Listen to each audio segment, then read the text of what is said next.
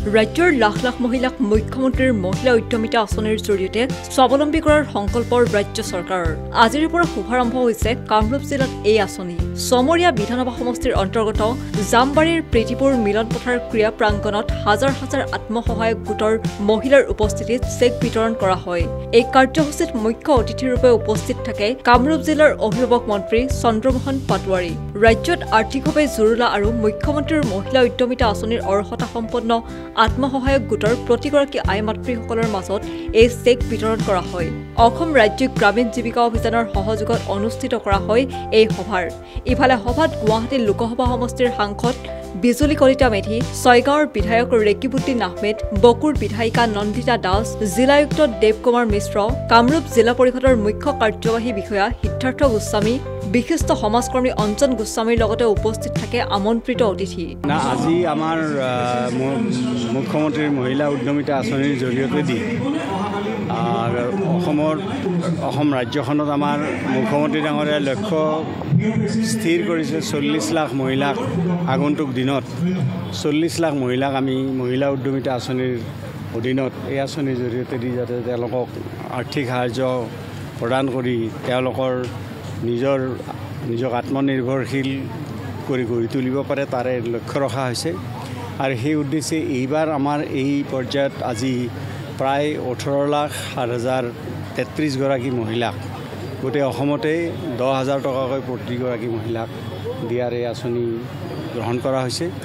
আৰু আজি আমাৰ এই সমষ্টিটোত সমৰীয়া যিটো সমষ্টি এই সমষ্টিটোত আমাৰ 23,000 মহিলাক আজি 10,000 টকাকৈ এই মহিলা উদ্যমিতা আঁচনিৰ জৰিয়তে দিয়া হৈছে।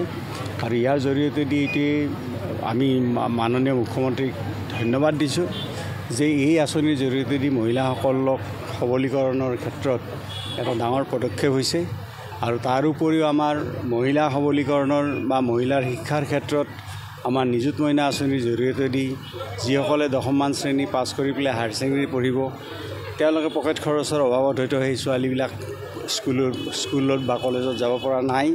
গতিকে সেই মহিলাসকলক বা সেই ছোৱালীসকলৰ তেওঁলোকৰ অভিভাৱকসকলক এই পকেট খৰচ বা অন্যান্যৰ কাৰণে যে তেওঁলোকে পঢ়া শুনা কৰিব নোৱাৰে তাৰ কাৰণে মুখ্যমন্ত্ৰী ডাঙৰীয়াই আমাৰ নিযুত মইনা আঁচনিৰ জৰিয়তে প্ৰতিগৰাকী ছোৱালীক কলেজত এডমিশ্যন লোৱাৰ লগে লগে হায়াৰ ছেকেণ্ডেৰী লেভেলত 1,000 টকাকৈ আৰু তাৰপিছত গ্ৰেজুৱেশ্যনত তেওঁলোকক 1250 টকাকৈ আৰু তেওঁলোকে পষ্ট গ্ৰেজুৱেট পঢ়াৰ পিছত MA MSc পঢ়াৰ সময়ত বা BEd পঢ়াৰ সময়ত তেওঁলোকক 2,500 টকা 2,500 টকাকৈ পকেট মানি দিয়াৰ কাৰণে নিযুত মইনা আঁচনি গ্ৰহণ কৰিছে।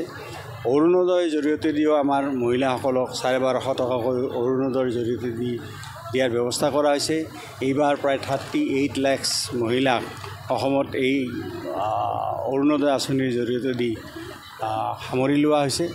গতিকে মহিলা সবলীকৰণৰ ক্ষেত্ৰত মুখ্যমন্ত্ৰী ডাঙৰীয়াই যিটো বলিষ্ঠ পদক্ষেপ লৈছে গতিকে মই মুখ্যমন্ত্ৰী ডাঙৰীয়াক আজি ধন্যবাদ দিছোঁ।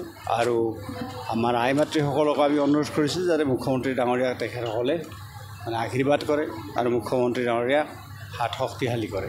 বকুৰ পৰা Dhanmoni Medhi, news desk report.